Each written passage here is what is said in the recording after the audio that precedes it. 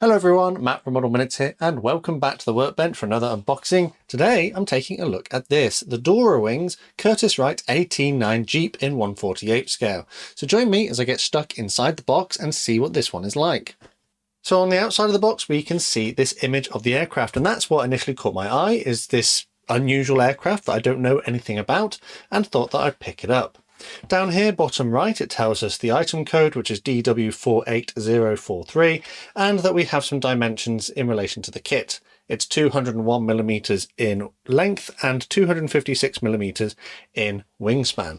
On the thinner edge, we've got a label here saying it's made in Ukraine, and some other kits which are available in the Dora Wings range. Some of those look very interesting indeed.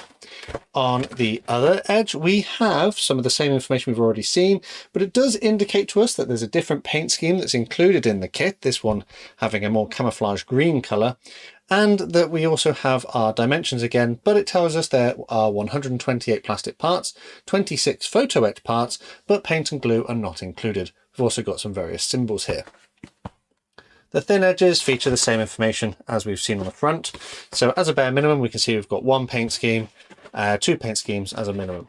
On the back of the box, we don't have anything there.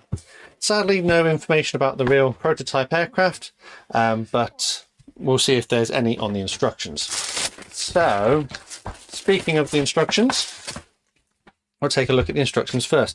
We'll just remove the accessories there.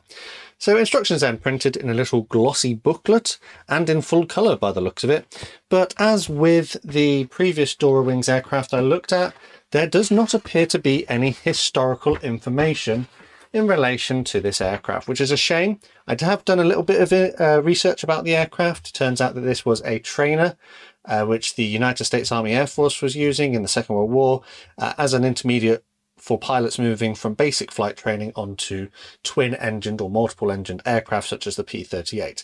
Apparently this aircraft was designed to be slightly unstable in flight so that it would be more tricky to master by the pilots, and as a result, because it was unstable in its flight characteristics, it wouldn't actually be sold on at the end of the war to civilian ownership, probably because it was too much of a risk. Anyway, on the inside of our instructions, we've got a sprue map, which is always handy to see. It tells us there's a number of part sprues.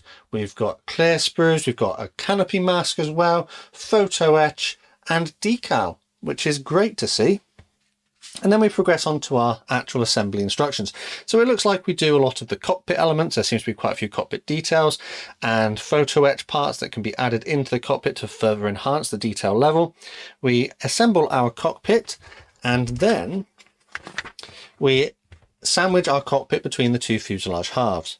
We do have clear parts and doors and things which need to be installed at this point, and we move on to our wings and tail surfaces, which are all joined onto the aircraft, and then we progress onto the landing gear. Quite a few parts for the landing gear, and it doesn't appear to have a raised landing gear option.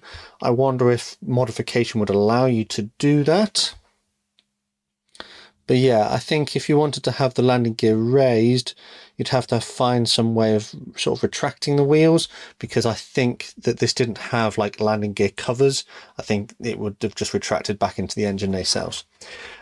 But yeah, I think you might need to make modification if you're going to do that. We have engine components, and again, I think there is some photo etch for the engine, if I'm correct, but we'll have a look at that in a minute. They get assembled, and they can then be added onto the engine. We've got our props, engine nacelle components, we've got the cowlings that go around the engine, add our props, add our smaller probes and details, and that's it. So actually it doesn't look overly complicated. It looks to be fairly straightforward. It follows a very similar or generic kind of construction method that you would see with many other manufacturers. Turn over the page then, we've got a number of different paint schemes. I quite like the look of this one because it's got the two-tone blue and yellow engine nacelles, and it's silver all over, which should make quite quick progress. This is for one which supposedly crashed, a crashed aircraft in 1942. This is another one here for 1942-43 with a slightly more complicated paint scheme. And then we have something again similar, but with green and white this time, from 1942-1943. And then the one we saw on the side of the box, which is camouflage green up, dark grey lower, and this one dates from 1944. And that's it. We do have colour callouts on the back here, so depending on the brand that you're using, you need to go through, find the relevant letter, and there is an appropriate colour as indicated here, but obviously you can pick your own version. I am probably going to go for the one that was shown at the beginning, the one that's on the box artwork, because I like the look of it. I think I'll just spray it silver overall, probably use a rattle can, and then just do the nacelles separately and glue them on at the end. But yeah, that's my thoughts. I'm hoping it wouldn't be too complicated of a build, which is why I picked it up. In our little baggie then, we have some things, bits and pieces. Let's take a look. So there's like a little business card in there. I'm just going to leave that there. We do have a film for our control panel. I haven't used a film before, but I presume it's just a matter of cutting it out and sticking it on with some like PVA or something, so that'll be interesting. We do have photo etch, and yeah, this looks to be a photo etch part for the engine, and control panel, seat belts, and other smaller details which can be used as you go through the build. Quite nice addition to have. We do have another bit of photo etch. This looks like the rudder pedals for inside the cockpit.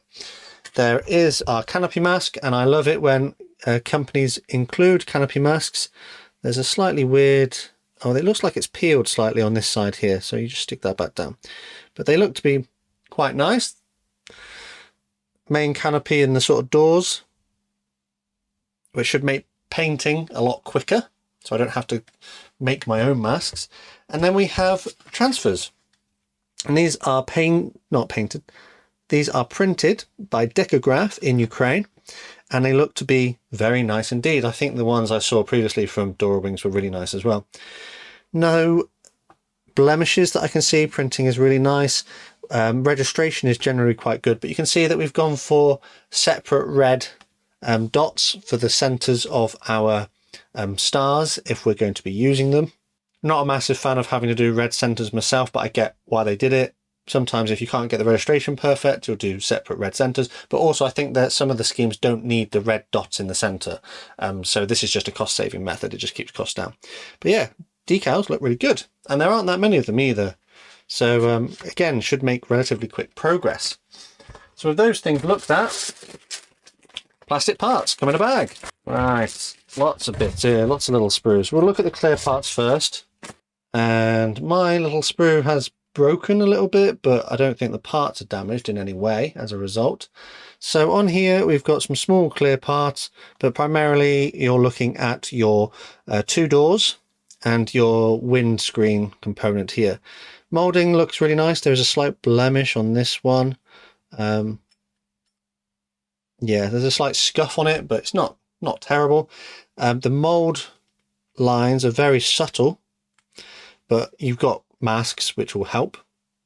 The plastic though is relatively clear, pretty nice, and easy to see through as well. So yeah, good. Clear parts, good standard. No flash on there that I can see. And then the main parts of your kit, we have 1, 2, 3, 4, 5, 6, 7. 7 kind of sprues. You have these two which look identical, but that would make sense seeing as they have all of the parts for your 2 engines and some other bits and pieces. The plastic is molded in a dark grey. It feels smooth, but I can't really tell if it feels greasy. I think it feels a little bit greasy, but it is very smooth. The mold quality though is really nice. Plastic is quite dense. It hasn't got much in the way of flex in it. It may be a little brittle if you were to bend it too much. But yeah, on here we've got propeller, engine components, engine nacelle parts, I believe, and wheels, which are molded to a pretty nice quality, and they've got some nice subtle details on there as well. Flipping over, yeah, same kind of stuff. So I won't bother looking at the other one because that's exactly the same. This one has wing halves. So it looks like the left wing and the right wing. So these are our wing uppers with our separate ailerons. And the detail on here is recessed panel lines. They're not overly thick. Again, plastic feels very smooth, not like greasy, maybe a touch greasy, but the plastic is very dense. I'm putting quite a bit of flex into that, and it's not really bending. So it may be more of a snap if you bent it too far. But yeah, pretty nice. I remember looking at the, was it the Vanguard that I had? And that had lots of little rivet details, whereas this one doesn't. It's mostly just recessed panel lines. I wonder if it was like flush on the real aircraft. So maybe that's why they've not represented details in the same way with the rivet details. So this is our lower wing. And again, the details on this are pretty much the same. I'm not seeing much in the way of flash on here. But yeah, a little bit more flex in that, but it is a longer piece. But yeah, details on this are pretty much the same, recessed panel lines, but generally not as detailed, I would say, as the one I looked at previously. But I think the one I looked at previously was a more recent kit. Right, so here we have small details and cockpit internal parts and other bits and pieces, chairs. Generally, the level of detail on this looks quite good. There is a bit of flash on these smaller components here. I think these may be like parts of the landing gear. I can't remember. We'd have to check the instructions for that. It looks like there's something missing in the middle, but I wonder if that's like the sprue gate where the actual mold went in. And you'll see that that's sort of common throughout. There's always the bit in the middle of these ones is always missing. So I don't think we're missing parts. I think that's generally where the plastic was injected. This one has our fuselage halves and cockpit control panel there as well. So we've got lots of different bits for the control panel. But yeah, this is the same kind of deal. Recessed panel lines, not masses, well, no rivet detail that I can see. There is a little bit of a dirt molded into the plastic here. If you can see that on the camera, a little bit of dirt there molded in. But, you know, hopefully once you've painted that, it shouldn't be too noticeable. On the inside, we haven't got anything, but we've got our cockpit parts, which we will be assembling to rectify that. And then we have our final sprue with the other bits and pieces required. So tail surfaces, parts of the underside landing gear bay, or is it? Yeah, I think that's landing gear bay components, cockpit floor and bulkhead. I'm hoping that this shouldn't be too difficult of a model to build. It looks like it's pretty nice. Level of detail isn't quite the same as it was when I looked at the Vanguard, but still pretty decent overall. So yeah, let's wrap this one up. We have 1, 2, 3, 4, 5, 6, 7 little sprues containing our, I think it was like 128 parts, molded to a good quality, but perhaps not as detailed as the other kit I looked at from Dora Wings, but that may be due to the age and they've developed a little bit since then. We had 1 sprue of clear parts, not too many, but yeah, they look to be pretty nice. No major issues, just a small scuff on this one that I can see. We also had a beautiful set of transfers, which I hope go onto the aircraft with no problems, and a canopy mask, which is going to make my life so much easier when I come to paint this. And we also had 2 little sheets of photo etch. I'm not a massive fan of photo etch. I find it a bit fiddly. Some of the small details I may not bother with, but these other elements I probably will. But yeah, it's always nice to have that because that's extra value. Oh, not forgetting, of course, we did have the little film part for our control panel, which we had a control panel part, we have film, and we have a photo etch part as well. So there's quite a few bits and pieces. Not sure if I will use this one. I might just paint the actual one and stick that over the top. I don't know. We'll see. I'll see what happens during the build. And instructions as well, which are really quite easy to follow. We had our painting instructions in full colour, which is great to see. One little thing I would say is I wish there was a bit of information about the actual Curtiss-Wright Jeep on the front, because it would have been fantastic to know without having to do my own research, but you know, small point. And also, you may have noticed as we went through all of this, we didn't see a tooling date. So that's something we're going to have to discuss. All of this, of course, came contained within an eye-catching box, which is part of the reason why I picked this one up. Having never seen or heard anything about this aircraft before, and I saw it on the website when I was looking, I thought, wow, that looks really impressive. I need to find one of these and get one. So how much did I pay for this? Well, I spent £27.99 on this, so a penny short of 28, which, yeah, it's all right. It's an okay price. It's a 1/48 scale twin-engined aircraft, and I think looking online, this seems to be sort of the recommended retail price, so I haven't paid above and beyond. But I have seen in a few places that you can get this slightly cheaper, around the £23 to £25 mark. So if you can get it for cheaper, you know, definitely it'll be worth it. In my opinion though, given the fact that we've got lots of different paint scheme choices, we've got decals, which are printed to a really nice quality, we've got lots of parts, photo etch, canopy masks, I think it's a relatively good value for the money that you're paying, especially as you can spend the same amount of money on a similar sized kit without those extra photo etch or canopy mask elements. But yeah, so I was just mentioning the fact a little bit earlier about how I looked at the Vanguard, and that had slightly higher level of detail. And I mean, I think you can see on the artwork here that there are sort of rivets around you know, the panels where they join, and we haven't had that replicated in this kit. We had it replicated in the Vanguard. The Vanguard, when we looked at that one, was a 2023 tooling, so, you know, quite recent given that it's 2024 when I'm making this video. However, online you'll be able to find out that this one is actually a 2021 tooling, so it's 2 years older, and no doubt the designers over at Dora Wings have developed their skills and developed the level of detail inside their kit. So it's a bit disappointing that it hasn't got quite the same level of detail as the Vanguard, but it's still pretty decent nonetheless. But I think that's due to the fact that, as mentioned, it is a slightly older tooling.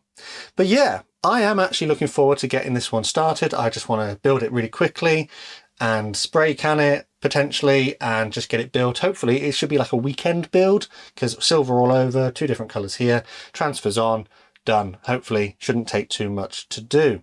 But yeah, let me know down in the comments what you thought of my unboxing and whether you think my assessment of this kit was fair. So future Matt here. I don't normally do this in unboxing videos where I give you information about how I've been building the kit, but actually I haven't made the unboxing video before I built the kit. I did them sort of simultaneously, and I don't feel comfortable just letting you guys know my previous thoughts about then adding in some things I've discovered during the build of this model kit. So where do we begin? It does look like a great little kit to build. However, and I think this stems from the fact that it is a 2021 tooling and possibly one of the earlier ones that Dora Wings have developed, and it suffers from fit issues, and it suffers from fit issues quite a lot. The problem with the parts, although they're molded to quite a nice quality, the sort of edges where they join are not as neat and tidy, and you will have to clean them up in order to get a nice bond to the next surface. However, this kit suffers from not having any alignment marks or locating pins. Everything just pretty much has to be like butted up against the next part, and if you don't get it in exactly the right place, it will cause fit issues later on as well. So this kit has sadly presented more of a challenge. It took longer than being a weekend to build it. It took me 4 days pretty much solid. I had to use quite a lot of filler in quite a lot of places, and even though I sanded those a lot, you can still see them in the finished build, which is a bit disappointing. I would also like to point out that I didn't use all of the photo etch because some of it was just ridiculously small and I lost it, or it just wasn't worth including it. And also that engine component, you have like 16 parts per engine to build up, but when you've actually closed the cowling, you can see like 2 of them. So having all of those extra parts didn't seem really worth it to me. You have an awful lot of tiny parts in this kit, which could have been molded onto something. So there are like control panels with extra knobs which you have to cut off and glue on, when they could have just been molded onto the control panel. So it pushes the part count up, but it doesn't really add any extra value in my opinion. Not to mention as well that some parts actually join together in odd ways. So for example, the rudder, it would be solid on one side, but it would actually join halfway down the middle on the other, which creates really weird seams. Just make them symmetrical and have the join like on the edge rather than halfway down the part. It just doesn't make sense to me. So yeah, this kit was a bit disappointing. It wasn't particularly fun to build, And although I'm glad that it is finished, I hope it's not representative of the entire Dora wings range. Naturally, I will discuss more about this kit in my full build video when I come around to edit that one, so stay tuned so you don't miss out. But if I want to give a little bit of credit towards them, this is a very interesting subject, and it does actually look pretty cool when it's finished. And one of the things I really liked about this kit are the transfers. The transfers were really good, and even though I was putting them on a silver background where you potentially could see the transfer film, in these particular transfers, after I applied them, it was almost as if the transfer film completely vanished, and I was very impressed with the transfers. So yeah, this has been a bit of a Marmite build. The kit itself, even though it's a 2021 tooling, is a bit clunky. I probably wouldn't get this one again, and I hope it's not representative of the Dora wings range. But yeah, so that's like editing Matt. Thanks for watching. I'll hand you back to past me to finish the video. As always, a quick shout out to my channel members and patrons for the extra support they give the channel. If you'd like to join the model club like these guys have on screen, take a look at the link in the description to find out more information. Alternatively, there are other ways to help support the channel if you'd like to do so, but the best way to support this channel for free is by subscribing with notifications turned on so you never miss a modelling upload. Last thing to say though is a massive thank you to you for watching this one, and I'll see you on the workbench again next time.